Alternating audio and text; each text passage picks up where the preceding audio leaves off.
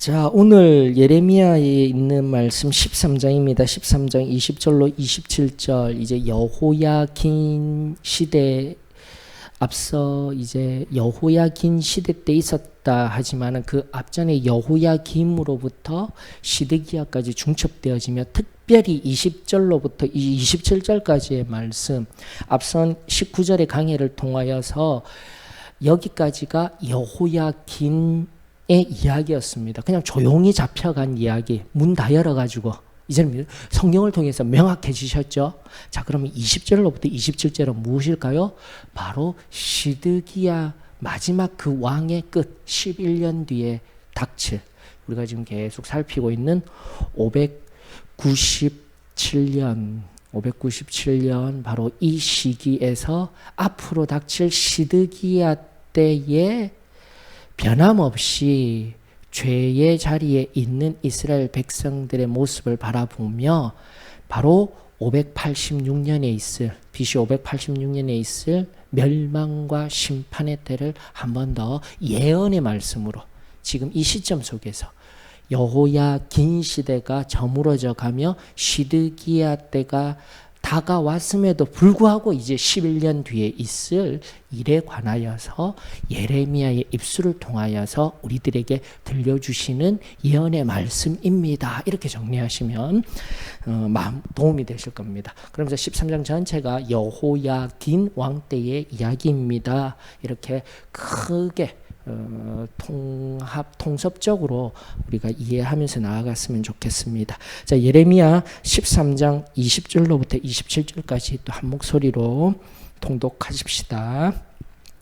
너는 눈을 들어 북방에서 오는 자들을 보라. 내게 맡겼던 양떼, 내 아름다운 양떼는 어디 있느냐? 너의 친구 삼았던 자를 그가 내 위에 우두머리 세우실 때에 내가 무슨 말을 하겠느냐?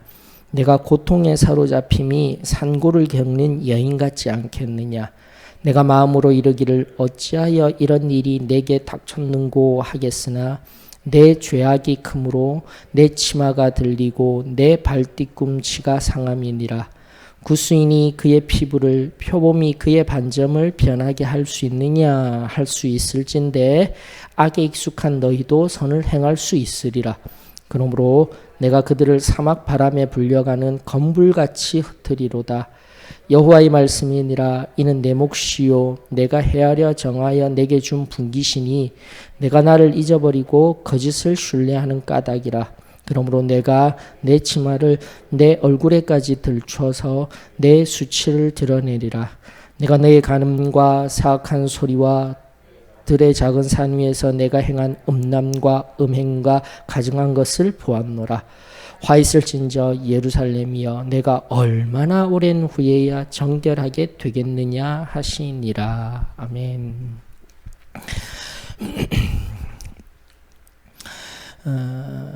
우리 이제 역사 얘기가 등장하기 때문에 우리 한국사 쪽으로 뒤돌아가게 되면은 일단은 가장 참혹하였던 한 반세기 정도, 한 50년 정도가 있었다라면 50년도 안 되는 시점이에요, 여러분들.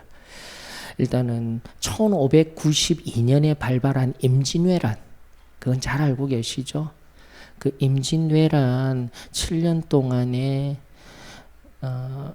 그 난으로 인하여서 온 강산이 피폐하여지고 어려움을 겪었어요. 죽임당하고. 자, 그래서 이제 좀 회복하려고 한 영웅의 등장 속에서 회복하려고 한 20년간 잘 지낼 줄 알았는데 남쪽을 정비를 해놓으니 위기가 문제예요. 역사를 뒤돌아보면은 당시 그 대명천지라는 것 여러분들이 이런 사극 같은 데 보는데 배경이 삼국시대인데 대명천지에 이런 일이 있습니까? 이거 보면 우스워야 돼요. 삼국시대에 대명천지 없습니다. 지금 여기 조선시대 조신 시대에 이제 겨우 조선이 건국할 그 1492년 위화도 해군으로 점점 이제 조선이 건국되어지는 약 100년 시기 아니죠. 1292년이죠. 그때부터 시작되었던 그 역사의 시작 속에서 명나라가 서서히 등장하였어요. 여러분들. 그 원나라가 무너지면서 그런 역사를 인식이 없으면 뭐 삼국시대 때도 고려시대 때도 대명천지 어떻게 그러니까 그런 용어들은 나중에 있는 용어들이에요. 재밌어요. 그런 것들을 알아보면 이게 무슨 말이냐면 이제 대명이라는 그 명나라가 서서히 지고 있는 시기였던 거예요. 바로 이맘때가 일단은 일본 외에는 조금 난을 겪으면서 마무리가 되었는데 위쪽이 지금 이제 후금이라는 이제 들어설 청나라 근대까지 이어지는 그 중국의 역사에 시작하는 그 청나라가 서서히 등장하게 될 때에 역사가 이제 끝났기 때문에 우리가 그 선조 이후의 왕을 광해군으로 알고 있는데 광해군이 바로 그 다음에 드러나는 인조 반정으로 인하여서 왕은 죽어야지 조종이라고 이름을 받게 됩니다. 왕의 호를 하사받게 되는 거예요. 그러다 보니 광해군은 이제 중간에 인조의 반정으로 의하여서 왕의 자리에서 끌려 내려왔기 때문에 군이 된 거예요. 왕의 칭호를 받지 못한 겁니다. 이게 이제 역사가 결국은 일어난 결과를 가지고 표기되어지는. 그래서 어떤 혹자들은 학문하는 사람들은 역사가 객관적일 수 있느냐 이런 얘기들을 많이 해요. 근데 객관화시키려는 노력들을 많이 하고 있습니다. 그럼에도 불구하고 역사를 알아야 되는 거예요. 바로 이때의 이야기인 거예요.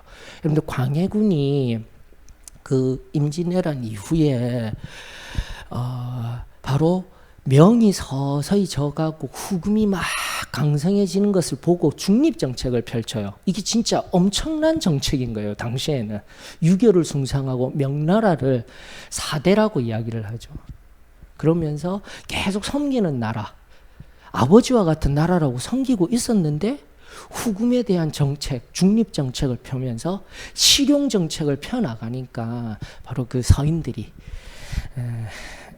자꾸 그러니까 붕당 정치 이야기하는 것보다 이런 서인이 반대 세력이 있었는데 무조건 명을 숭상하던 그들이 반정을 일으켜서 결국 인조를 세우는데 무슨 일이 일어나는 겁니까?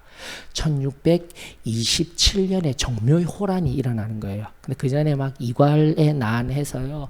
안 그래도 피폐해지고 겨우 국력을 쌓아 나가고 있으며 지금도 후금이 일어선다 해서 위쪽 변방에 정예부대를 막 놔두었는데 그 정예부대를 훈련하던 이괄이라는 사람이 결국 23년에 인조 반정을 향해서 공신이 되어져야 되는데 공신 녹봉이 안 되니까 그 정예부대, 그 휴게, 그러니까 지금으로 치면은 우리 38도선에 있던 그 정예부대들을 다 끌고 내려와 버렸던 거예요.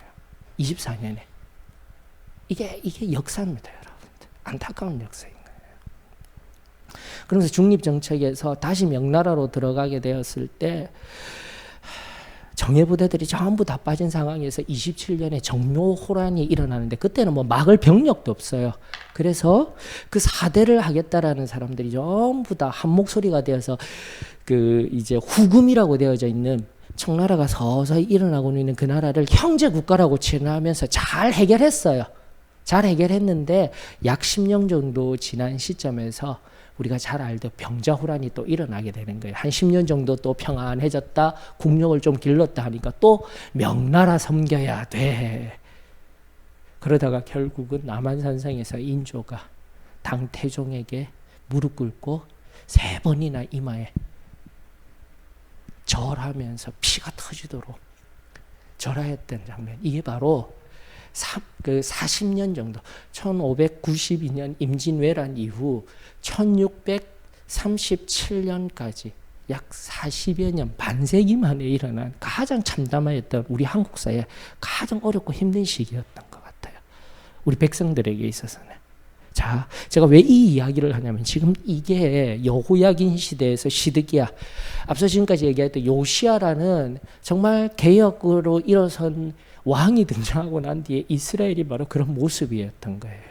여호아스 왕, 그 다음 엘리야킴 왕, 엘리야킴이라는 그 이름을 개종하여서 여호야킴 11년 세우고 또 3년 반 정도 여호야긴 왕이 등장하고 또 11년 시드기야가 등장하면서 바로 이런 동일한 역사 속에서 명을 섬겨야 할지 후금을 섬겨야 할지 청나라를 섬겨야 할지 서로 갈등하고 있을 때 예레미야가 등장하여서 자 섬기고 뭐 힘 있는 세력에 붙고 이런 게 중요한 게 아니다.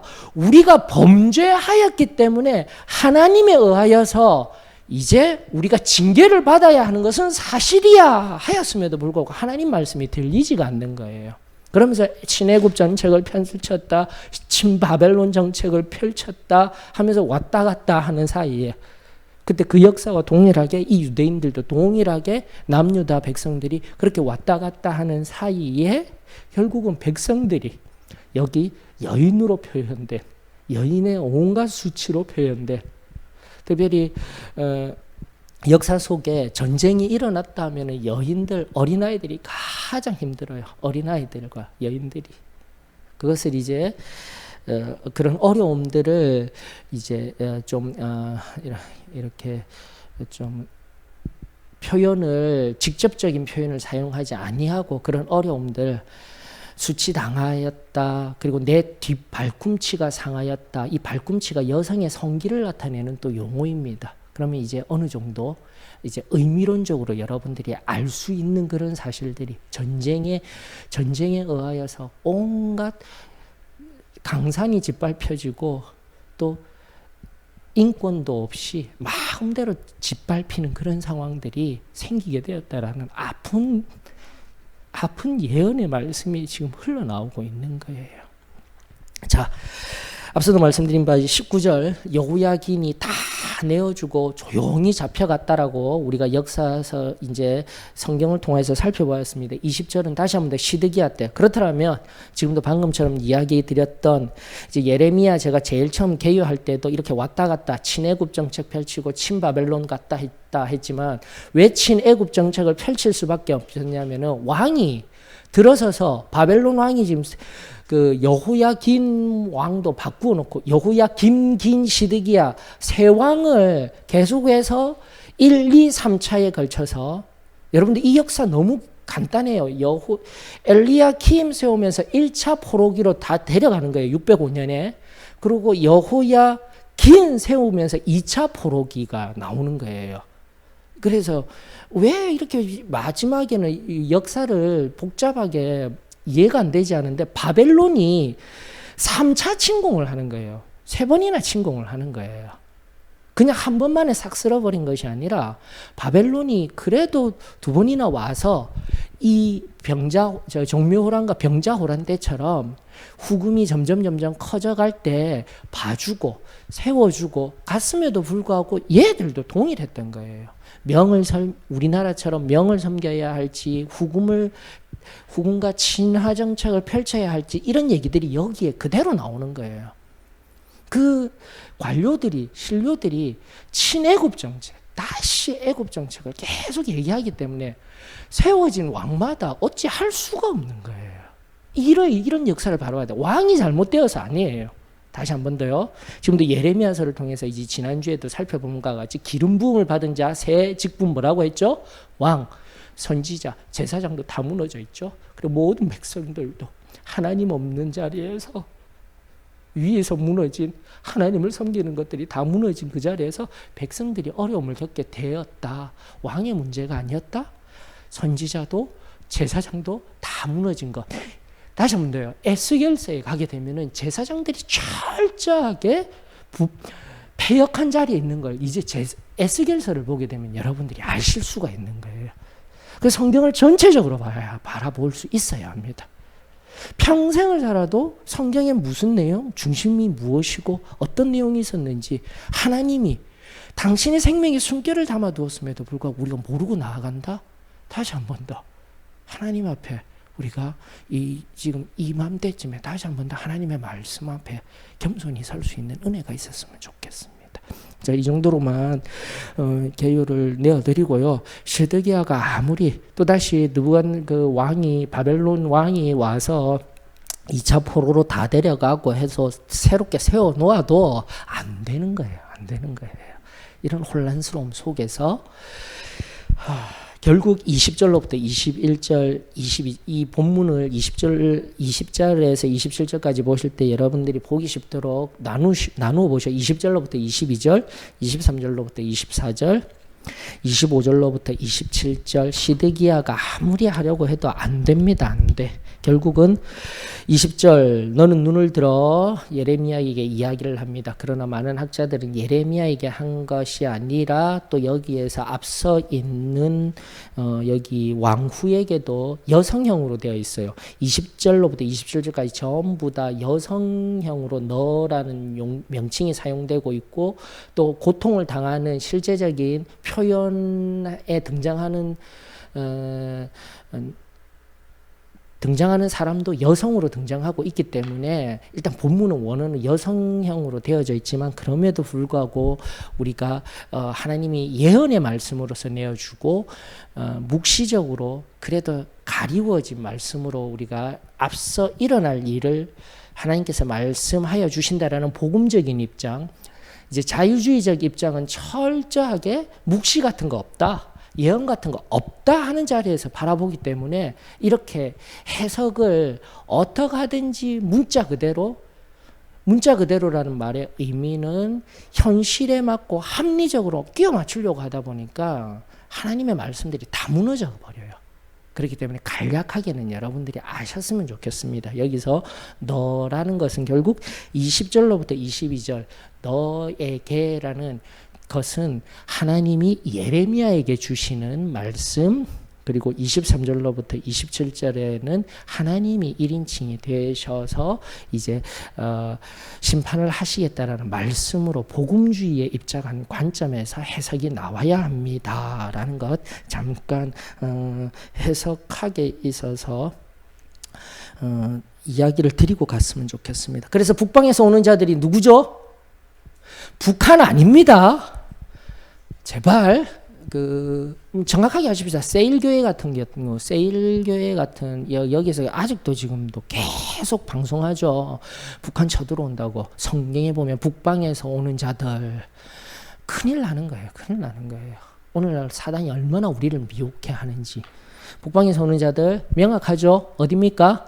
바벨론입니다. 바벨론. 그 바벨론에 의하여서 멸망을 당하게 될 것이라는 내용이 바로 20절로부터 27절까지 내용이고, 이러한 어려움을 겪게 될 것이다라는 것 여러분들 해석에 어려움 없이 그 두 부분만 바라보면 해석이 됩니다. 21절도 보이죠. 그래서 제가 지금 앞서 배경을 장황하게 그래도 정확하게 설명을 드리는 겁니다. 21절을 이해하여야 되기 때문에 21절이 원어적으로 굉장히 그 직역을 하면은 해석이 잘 안 되는데 잘 번역을 해놓은 것 같아요.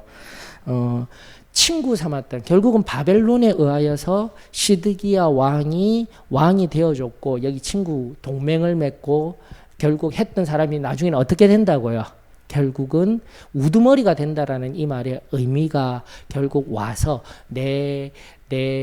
너보다 힘센 자로 와서 너희들을 결국 멸망시킬 것이다 라는 이야기로 21절 상반절의 이야기를 그렇게 보시면 도움이 되십니다.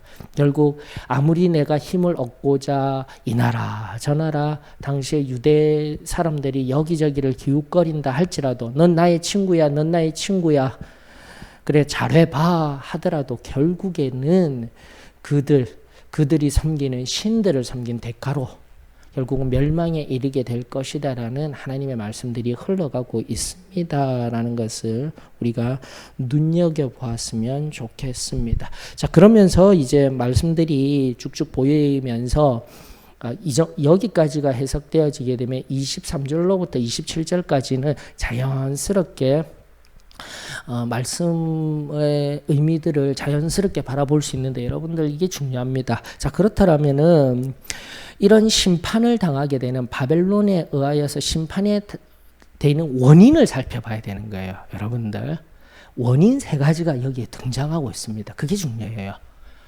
자, 원인이라는 것이 중요합니다. 첫 번째 원인. 세 가지의 원인이 나옵니다. 이걸 이제 찾을 수 있으면은 이 본문 말씀이 명확하게 올려지는 겁니다. 자, 그러면서 원인을 이제 찾을 겁니다 했을 때 여러분들이 눈으로 한번 보시면서, 저 개인적으로 이 말씀을 바라보면서 깊이 묵상하면서 하나님께서 제게 참 마음 가운데 주시는 것, 제가 한 구절에 딱 머물러서 하나님 감사합니다 했던 구절이 하나 있네요. 내게 맡겼던 양떼, 내 아름다운 양떼 어디 있느냐 하면서 결국은 그 멸망의 심판에 기초한 그 양떼들이 다 흩어지, 성경에 나중에 보게 되면 건불처럼 24절이죠. 사막바람에 불려가는 건불같이 흩어짐을 당할 이 심판을 이야기하고 있지만, 중요한 것은 과거의 아름다운 양떼였던 겁니다. 하나님이 맡겨주신, 하나님이 바로 함께하여 주신 이스라엘 백성들을 향하여서 하나님은 아직도 뭐라고요? 아름다운 양떼라고 말하고 있다는 거예요. 저 여러분들이 어떠한 자리에 있다 할지라도 우리 하나님은 우리를 아름다운 양떼로 바라보십니다. 귀하게 여기십니다. 이것을 우리 잊지 아니하기를 원하며, 저 개인적으로는 지금도 이제 소망교회의 목사이자 제가 어린 날로부터 사랑을 받았던, 그리고 지금도 사랑하고 있는 한국 사도의 신앙교회 감독입니다. 제가 처음도 마찬가지였고 어린 날로부터 마찬가지였고, 모두가 이 신앙 가운데 있는 한 사람 한 사람 제게는 사랑스러운 존재이고, 어떠한 자리에 내게 어떠한 관계에 있다 할지라도 저는 그 하나님의 사랑으로 사랑할 수밖에 없는 대상이 바로 사도의 신앙교회입니다. 이것을 잊지 아니하였으면 좋겠습니다. 아니, 하나님이 또다시 이 말씀 앞에 멈추어 서서 동일하게 요한복음의 그 마지막 베드로를 향하여 물으신 것처럼 물으시는 거예요. 내가 나를 사랑하느냐? 내가 나를 사랑하느냐? 예, 하나님이 아십니다. 예, 하나님이 아십니다. 내 양을 먹이라. 내 양을 치라. 하나님을 사랑함으로, 내가 하나님의 자녀가 되었기 때문에, 하나님을 사랑함으로 하나님을 섬기는 목회자가 되었기 때문에 나를 사랑하고 있다, 나에게 무언가를 준다, 그게 중요한 것이 아니라 내가 지금 해야 할 일은 내 양을 먹이는 것, 내 양을 치는 것, 내 양을 사랑하는 거예요. 그것이 바로 목회자의 존재 이유입니다. 그리고 나아가 지금 교회를 섬기시는 우리 일꾼들의 존재 이유 뿐만 아니라 평신도들도 마찬가지인 거예요. 내가 이 놀라운 신앙을, 은혜를 경험하였더라면 그 은혜와 사랑에 의하여서 다시 한 번 더 누군가를 사랑해야 할 존재이지 미워하고 싸우고 다투어야 할 존재가 아닙니다. 다시 한번 내 곁에 있는 한 사람 한 사람을 사랑하는 양떼와 같이 여길 수 있는 저와 여러분들의 순전한 마음이, 그 성결한 신앙이 우리들 가운데 새로이 회복될 수 있기를 주의 이름으로 축원합니다. 그래서 제가 그러면서 하나님이 찬송을 주시더라고요. 앞서 너는 내 아들이라. 예수님이 해산의 그 고통으로, 하나님이 해산의 그 고통으로 십자가에서 온몸을 비틀며 나를 낳으신 거 내가 너무 잘 압니다. 저와 여러분들을 낳으신 것 알아야 되는 거예요. 그래서 오래되었지만, 오래되고 아프지만 이제 역설이 있는 거예요. 내가 지금 아픈 거예요. 해산의 고통을 당하는 것 같이 내가 아파요. 어떤 상황 때문에, 누군가 때문에 아프지만 다시 한 번 더 그 아프고 힘이 든 오래된 관행과 그 모든 상황 속에서도 우리 예수님을 기억하며 그 십자가를 기억하며 다시 한 생명이 살아날 수만 있다면, 다시 한 생명이 구원의 놀라운 은혜를 다시 체험하고 성령으로 거듭나고 다시 일어설 수만 있다라면 저는 그것으로 족합니다. 그것으로 족합니다. 그래서 처음 주셨던 말씀 그대로 묵묵히 하나님의 말씀, 사도의 신앙교회 원래 오순절 교회에 철저하게 성경 중심이었던 교회로 다시 회복시키고자 저를 사용하여 주시는 이 놀라운 부르심 앞에 또 묵묵히 말씀을 전하며 나아갈 수 있음에 이 시간 감사를 드립니다. 저와 여러분들 다시 한 번 더 말씀 앞에서 그렇게 늘 설 수 있는 저희들이 되었으면 좋겠습니다.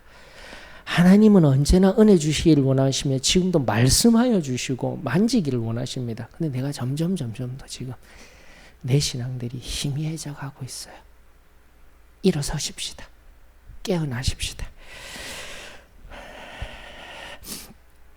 그러면서 이 원인, 첫 번째 원인입니다. 내 죄악이 크므로 22절에 나오네요. 보이십니까? 맞습니까?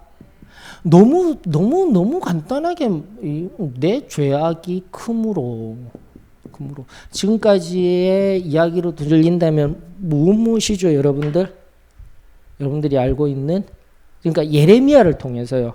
우리가 성경을 바라보면서 무엇이죠 이렇게 물으면은 내가 알고 있는 관념적인 죄를 이야기를 해버려요. 근데 지금은 예레미야서에서 발견된 죄 뭐죠? 새롭게 발견되는 죄들. 예, 제가 지금 계속해서 말씀드리고 있습니다. 오래된 신앙에 가장 우리가 조심하고 가장 세밀하게 살펴야 할 죄가 뭐라고요? 좀 대답 좀 해주시죠. 예. 계속 이야기하고 있습니다. 예레미야를 통한 이 죄예요, 여러분들. 예레미야를 통하다라는 말의 의미는 하나님 안다니까요. 알 만큼 철저히 아는 사람, 아는 남유다 백성들에게 지금도 죄가 뭔지도 알면서도 위선과 뻔뻔함으로 나아가고 있는 이 죄에 대한, 이 죄가 크다라는 거예요, 여러분들. 그래서 예레미야서 오늘 그러니까 성도들이라면 이제 신앙생활을 하다 보면 이런 부분, 이런 말씀의 중심이 있구나, 개념이 있구나라는 거 성령이 알려주시니까 피하고 싶은 거예요. 잘 안 봐요. 이유가 여기 있는 거예요. 근데 봐야 되는 거예요. 왜냐하면 자, 여기에서도 다 우리 10년 이상 신앙 가진 분들이시잖아요. 맞죠? 그러면 내가 저럴 수 있다니까요. 위선과 뻔뻔함. 말씀드렸죠. 위선은 소극적입니다. 내 안에 죄가 아닌 것 같이, 없는 것과 같이 위선은 소극적으로 나올 수 있지만 뻔뻔함은 뭐예요?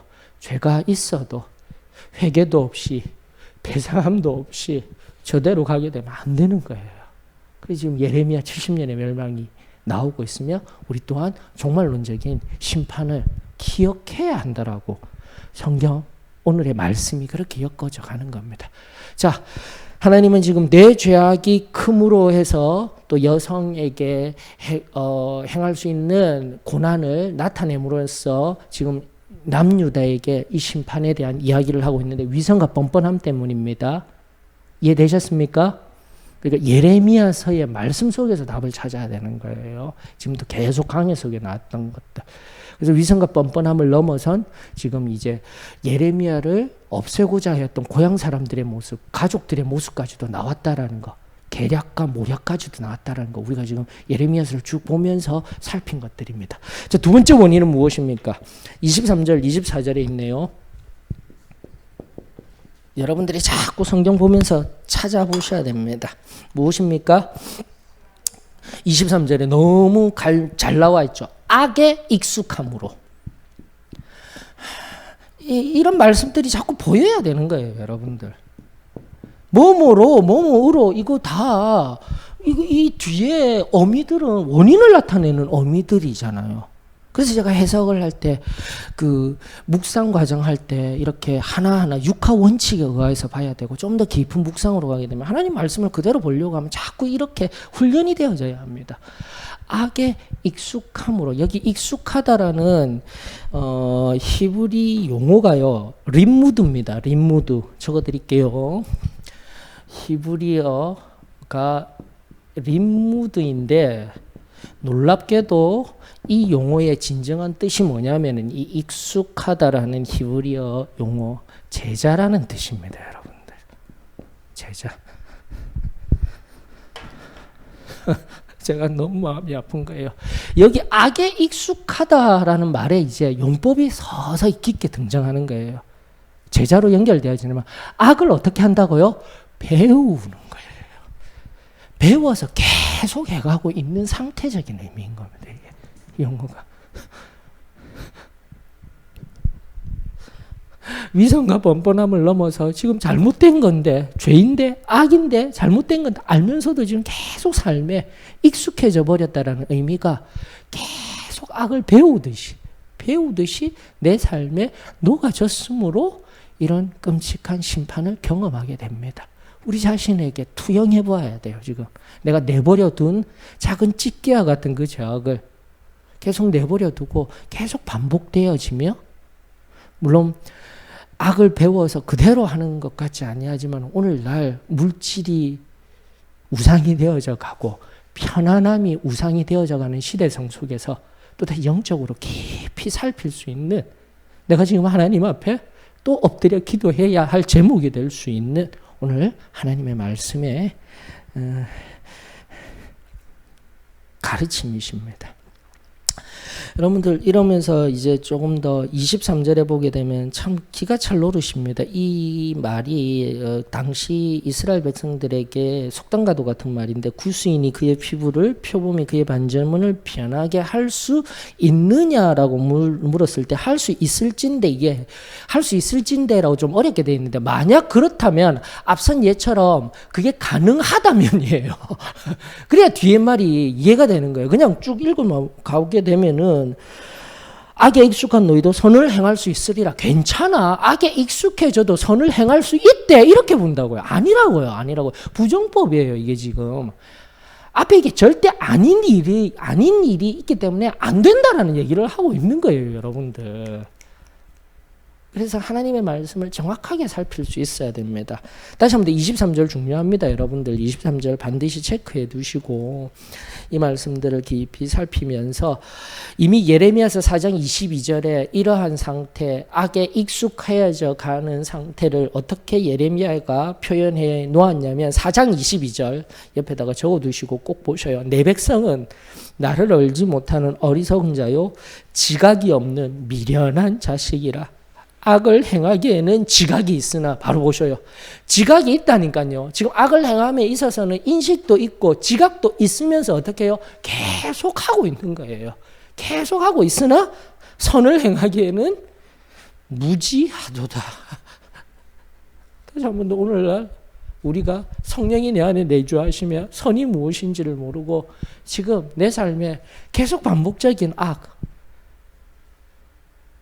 교만으로부터 시작되어져서 탐욕으로 되어지는 그 7가지 대죄악 원죄적인 특징이라고 계속해서 제가 지금 알려드리고 있는, 간단하게 짚어드리고 있는 그 상황 속에서 자꾸 가지를 뻗어서 내 안에 숨은 찌개와 같은 악들이 없는지 4장 22절의 말씀과 연결하고, 또 이 말씀하는데 우리 어제 잠언 27장 묵상하면서 제가 깊이 묵상을 하였던 말씀이 있습니다. 27장 22절. 아파하면서 내가 너무 하나님, 우리 소망교회 성도들 결코 이러한 자리에 있지 아니하기를 원합니다. 어제 묵상 후에 많이 울었던 하나의 말씀입니다. 잠언서 27장 22절.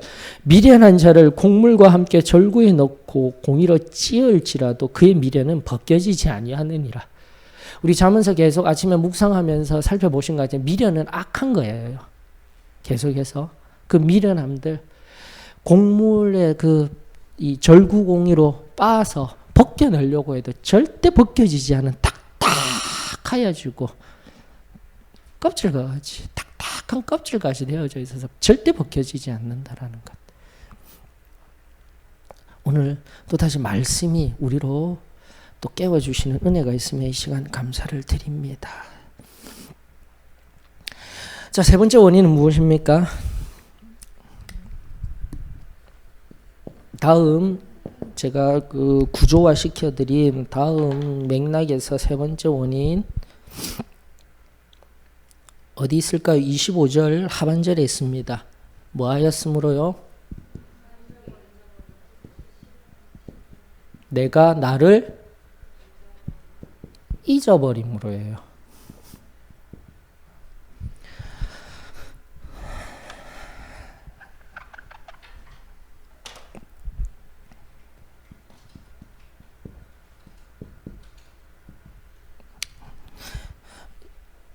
여기서 너는 다시 한 번 더 유다 백성들이고 나 1인칭은 누구시죠?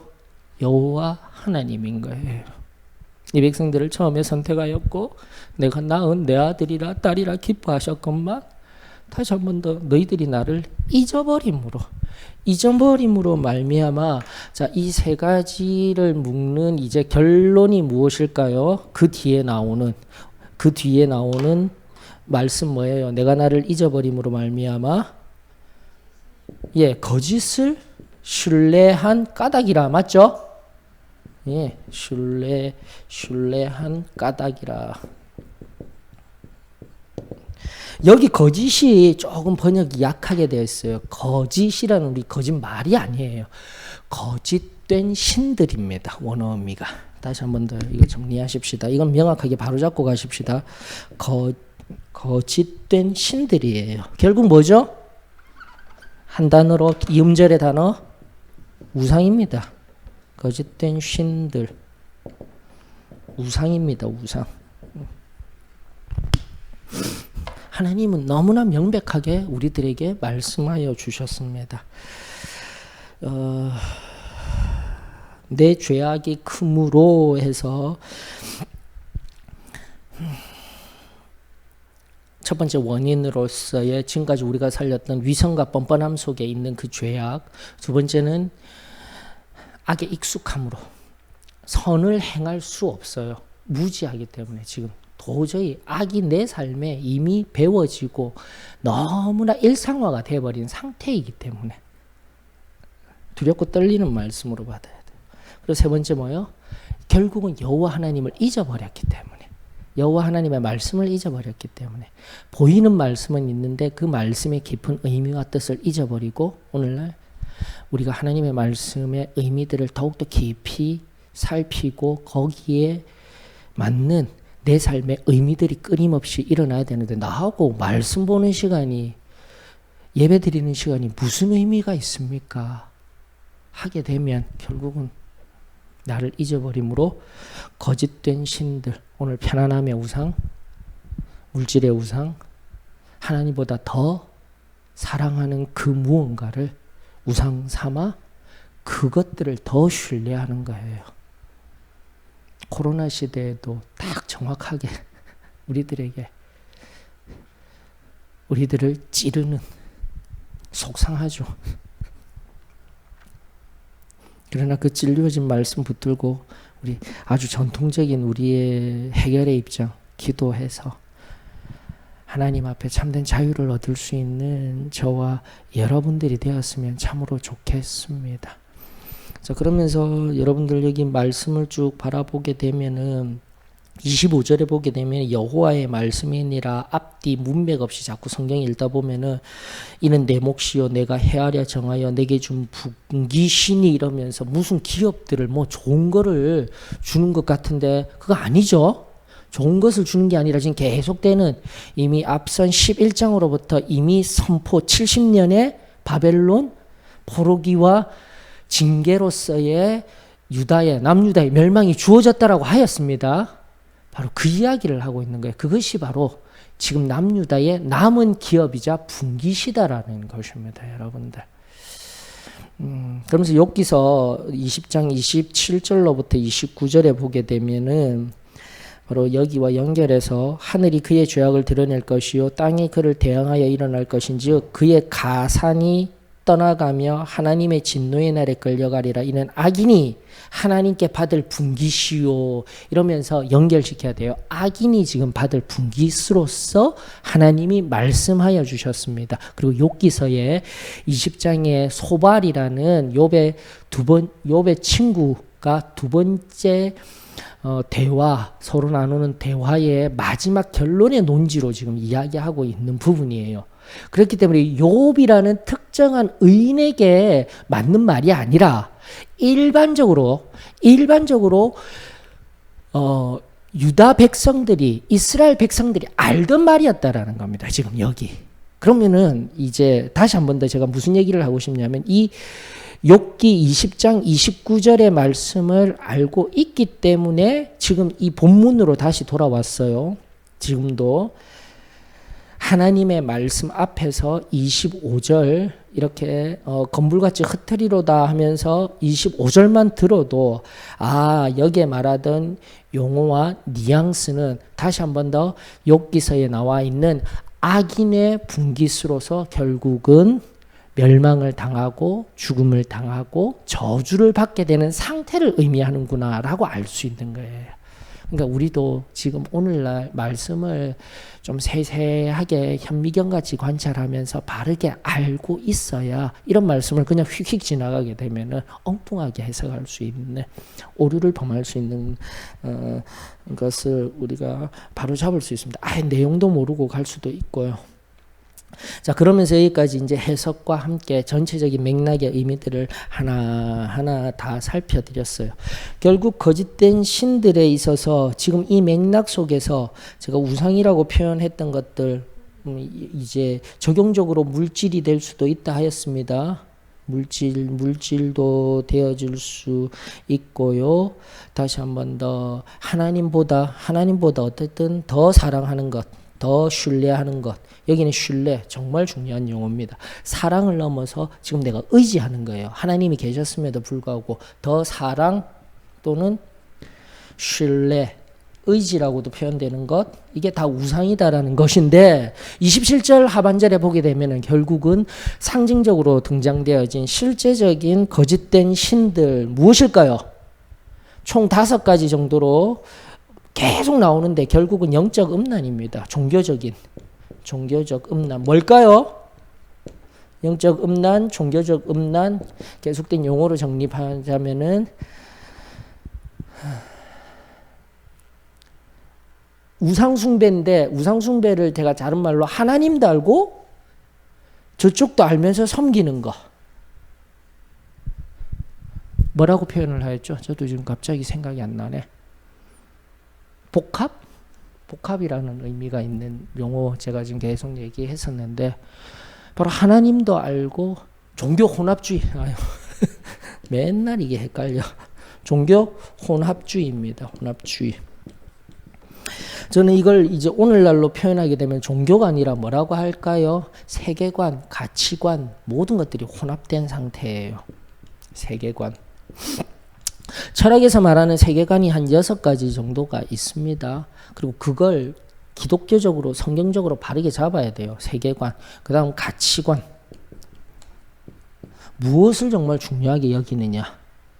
그리고 이거는 그렇게 중요하지 않기 때문에 사람 됨됨이를 살필 수 있는, 그리고 또 함께 믿음 가운데 나아갈 수 있는 인물관. 이 정도는 지금 혼합되지 아니하는 성경적인 기본적인 중심을 잡고 있어야 되는데, 바로 종교 혼합주의라는 이 구약의 시대성 속에서 오늘 우리에게 적용을 할 때 우리가 지금 기독교인데 불교를 섬기지는 않잖아요.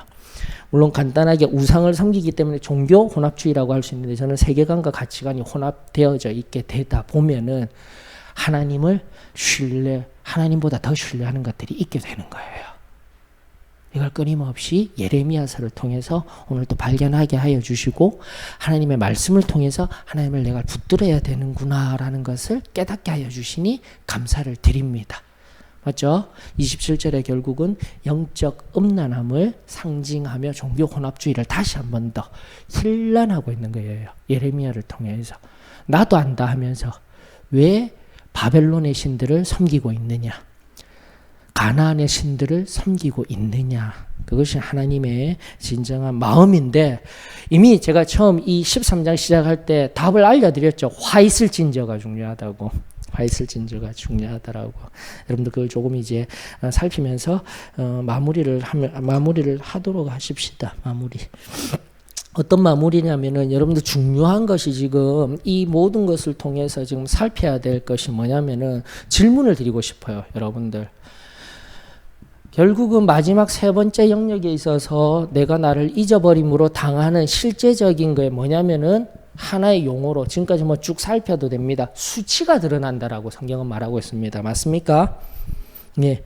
26절 하반절입니다. 그러므로 이게 이제 결론이 대답인 거잖아요. 결론에 위에도 23절에 그러므로 하면서 결론이 나왔고요. 흩어지리라 70년 바벨론 포로기로 흩어지고 디아스포라가 있을 것이다라는 얘기를 하는 거예요. 이런 용어들을 바라보면서 여러분들이 그러면서 26절에 그러므로 하면서 여인이 당할 환난을 이야기하면서 결국은 여인이 당할 환난뿐만이 아니라 여러분들 수치는 부끄러움이에요. 여인이 당할 부끄러움도 있지만 우리 각자에게 도대체 부끄러움이 뭐냐라는 걸 묻고 싶은 거예요. 여러분들 두 가지로 여러분들이 이해를 하셔야 됩니다.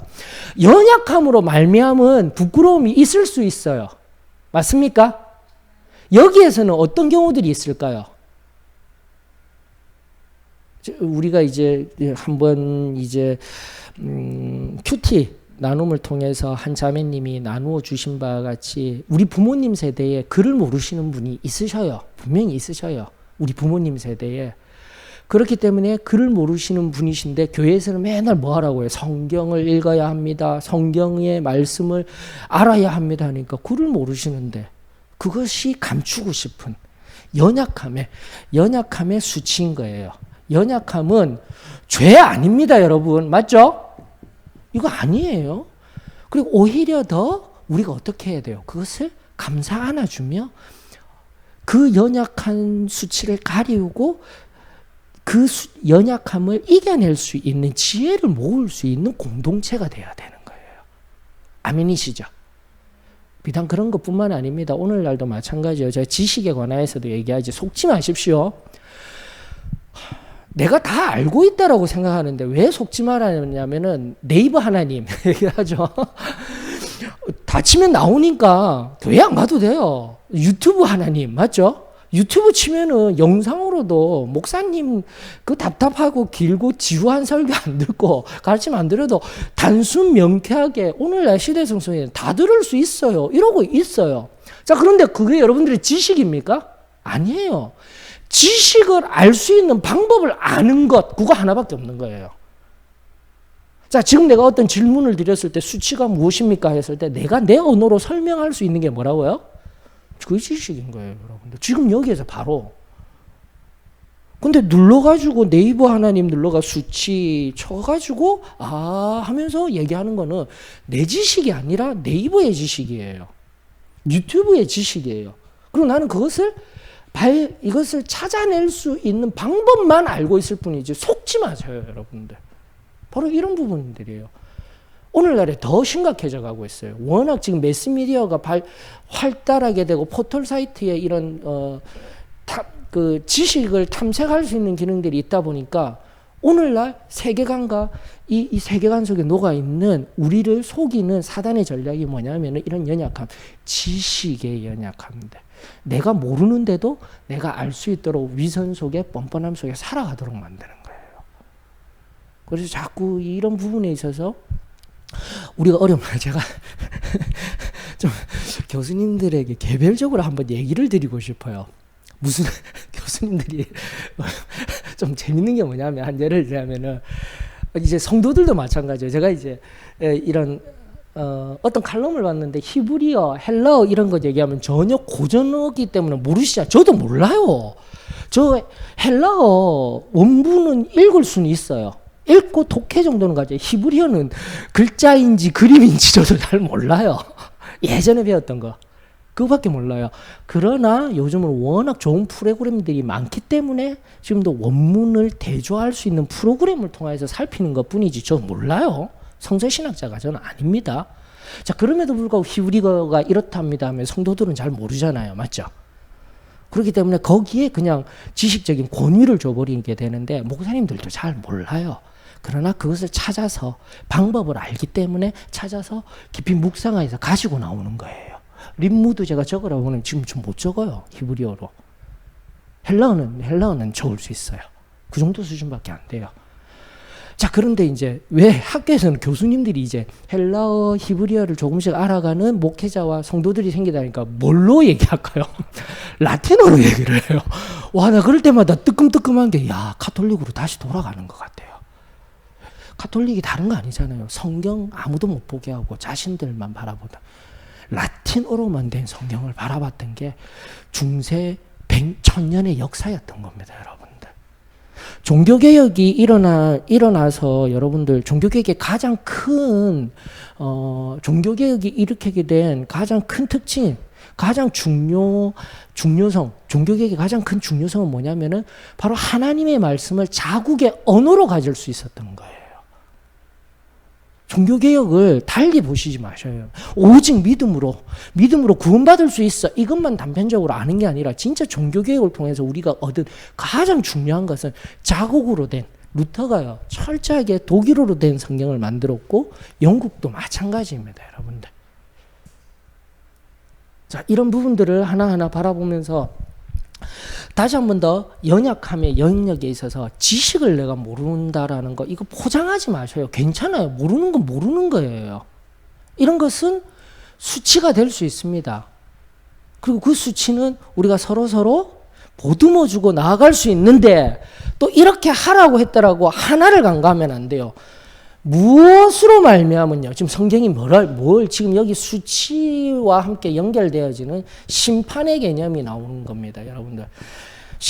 다시 한 번 더 수치를 드러내어서 심판까지 연결되어지는데 연약함으로 말미암은 수치가 아니라 뭘로 말미암은요. 예, 이건 명확하게 알아야 돼요. 죄로 말미암은 수치는 숨기면 안 되고 해결해야 하는 거예요, 여러분.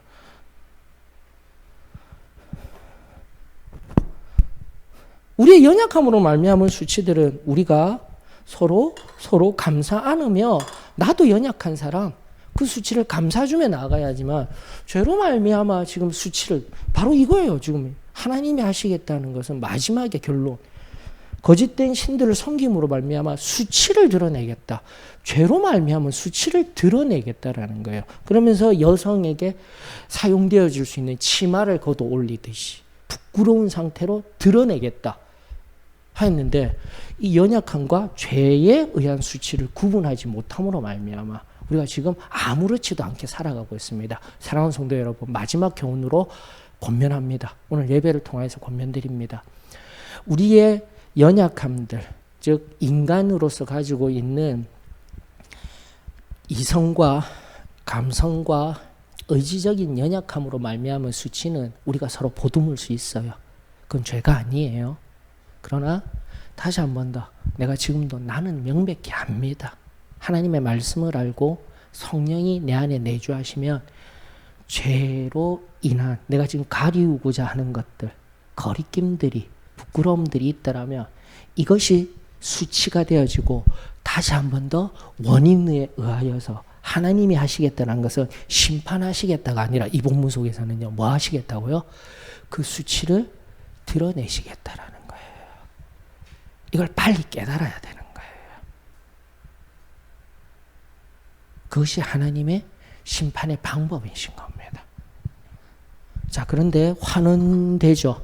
이 수치가 죄로 인해서 수치가 되어지고 결국은 심판이 있을 수밖에 없다 하는데 선한 사람들이나 우리는 어떻게 하면 됩니까? 여기서 긍정적인 반응, 영적인 긍정적인 반응은 무엇으로 가는 거예요? 회개가 되는 거예요. 회개가 일어나게 되는 거예요. 그 죄를 놓고. 근데 회개가 안 되면은 어디로 가는 거예요? 여기로 가는 거예요, 여러분들. 이게 지금 예레미야가 우리들에게 오늘날 성도들에게 끊임없이 말씀하고 있는 우리하고 상관없는 멸망 가운데 놓인 남유다 백성들의 이야기가 아니라 오늘 우리들에게 사단이 끊임없이 지금도 공격하고 있는 영적인 전투와 전쟁의 상황 속에서 하나님의 말씀을 통하여서 우리들에게 권면하고 있는 은혜의 진리입니다. 이것을 잊지 아니하기를 원합니다. 여러분들 우리 반드시 기억하십시다. 죄의 수치는 심판을 수반합니다. 연약함은 죄가 아니기 때문에 수치를 감싸 안고 우리가 더욱더 우리 공동체가 싸매어주고 예수님이 싸매어주시는 것입니다. 근데 죄에 의한 수치는 반드시 징계가 있습니다. 심판까지는 아니더라도. 근데 궁극적인 것은 뭐예요? 심판이 있는 거예요. 그걸 가장 잘 설명한 말씀이 바로 여러분 데살로니가전서 5장 1절에서 3절까지의 말씀입니다. 데살로니가 5장 1절로부터 3절 형제들아 때와 시기에 관하여는 너희에게 쓸 것이 없음은 주의 날이 밤에 도둑같이 이를 줄을 너희 자신이 자세히 알기 때문이라. 그들이 평안하다 안전하다 할 그때에 오늘 본문의 말씀처럼 지금도 여성의 상징화된 것처럼 임신한 여자에게 해산의 고통이 이른 것 같이 멸망이 갑자기 그들에게 이르리니 결코 피하지 못하리라. 기억할 수 있기를 원합니다. 그러면서 본문 속에 마음으로 이게 무슨 일이 이런 일이 일어날 수 있지라면서 22절에 보면은 내가 마음으로 이르기를 하면서 내 죄악이 크므로 안다니까요, 여러분들. 지금 성경 말씀을 일직선생에서 1, 2, 3으로서 단선적으로 이해하시지 마시고 말씀들이 지금 성령에 의해서 복합적으로 계속 지금 연결이 되어져야 합니다. 다시 한 번 더 이 수치와 심판을 경험하면서 내 죄악이 크므로 내 마음에 크다라는 거 알고 있다라는 거예요. 알고 있는데 아직도 위선과 뻔뻔함으로 자꾸 포장하게 되면 결국은 심판의 자리에 들어간다. 이것이 계속적인 성경의 가르침이었다라는 거, 말씀이었다라는 거. 그리고 오늘날 하나님 앞에 우리가 정결하게 서야 된다. 그것을 나타내는 또다시 정결, 완전, 하나님 앞에 순결하게 좁은 길의 걸음을 가야 됩니다라는 교리들의 근거가 되는 말씀이 바로 제가 말씀드린 27장, 처음 시작할 때 23장 강의하면서 알려드렸던 마지막 하나님의 마음은 뭐라고요? 다시금 돌아오기를 원하는데 어떠한 상태로요? 정결함의 상태로. 성경이 너무나 명확하게 말해요. 언제 정결하게 되겠느냐? 언제 정결하게 되겠느냐? 지금도 우리가 계속해서 묵시록적으로 알고 있는 24절의 말씀과 27절의 말씀 연결해서 언제요? 70년에 그 포로기가 끝나갈 때에 성전이 무너진 시점으로 70년 우리 하자고 했습니다. 어떠한 사람들은 다시 포로가 돌아오는 시점으로 이야기를 합니다. 605년이 지나서 70년 지나면 언제죠? 535년? 이거는 맞지가 않더라고요. 내가 봐서 성경만. 포로가 돌아오는 시기. 1차 포로기로 간 시점부터 포로가 돌아오는 시기로 잡는데 우리는 그게 아니라 제가 항상 강조하죠. 3차 그 바벨론 침공 시기 때 BC 언제요? 586년, 587년, 517년, 16년. 그 하여튼 1년 상관입니다. 죄송해요. 지금도 제가 지금 명확하지 않으니까. 70년 뒤 BC 517년, 16년에 무슨 일이 있다고요? 제2성전, 스룹바벨 성전이 준공이 되는 거예요. 또 혹시 모르니까 적어드릴게요. 스룹바벨 성전이 완공이 되는 해가 바로 이때입니다, 여러분들. 이러면서 70년에 그 말씀이 그대로 이루어지고 회복이 되는 거예요, 여러분들. 다시 돌아와서 성결하게 되고, 그때 에스라 선지자에 의하여서 느헤미야, 에스라, 스룹바벨에 의하여서 다시 한번 성벽이 세워지고 성전이 되어지고 말씀이 회복되어지며 성결케 되는 거예요. 70년 동안 이방 여인 취한데도 이혼하고 다시 한번 더 성결케 되라. 이제 에스라, 이제 서서히 우리가 가면서 에스라, 느헤미야서에 가게 되면 얼마나 정결하게 그 당시에 제2의 성전 부흥기가 막 우리가 생각하던 막 열렬한 성령의 임하심 아니에요. 정결케 되는 부흥기가 도래하게 됩니다. 바로 이때에 성전을 정화시키고 삶을 하나님의 말씀 그대로 성결케 하는 역사가, 이게 성경이었습니다. 그것을 기억하시면서 27장 화 있을진저 옆에다가 반드시 70년 후 바로 스룹바벨 성전의 회복과 말씀의 회복과 삶의 정결함이 회복되어지고 거룩히 구별되는 역사가 일어난다. 하나님이 바로 언제까지 너희들 내가 이렇게 있어야 하느냐 하지만 하나님은 또다시 오래 참으시는 분이에요. 그리고 아직도 참아주시는 하나님, 오늘도 나를 사랑하여 주시는 하나님, 깊은 묵상 속에서 저와 여러분들 오늘 말씀을 종합하여서 죄의 의미, 또 죄를 해결하시는, 죄를 또 맑게 시키시는 하나님의 은혜의 자리로 우리 자신을 바로 보아 하나님 앞에 정결하게 성결하게 살 수 있는 여러분들이 되어지기를 원합니다. 데살로니가전서 5장 1절에서 3절 이후에 보게 되면 저 시간이 없어서 읽지는 아니하죠. 그 뒤에 뭘까요? 성결하고 정결할 수 있는 지금 여기에 도적과 같이 이 말 그날에 내가 있을 수 있는 방법은 깨어 있는 거예요. 기도해야 할 때입니다. 다시 한 번 더 깨어 기도해야 할 때입니다. 잠잘 때가 아닌 거예요. 내 육신의 평안함 속에서 내 영혼의 잠을 깨어야 합니다. 기도로서 깨워야 합니다. 다시 한번 기도의 회복의 역사가 우리 소망교회 나아가 한국 사도의 신앙교회에 온전히 임하여지기를 주의 이름으로 축원합니다.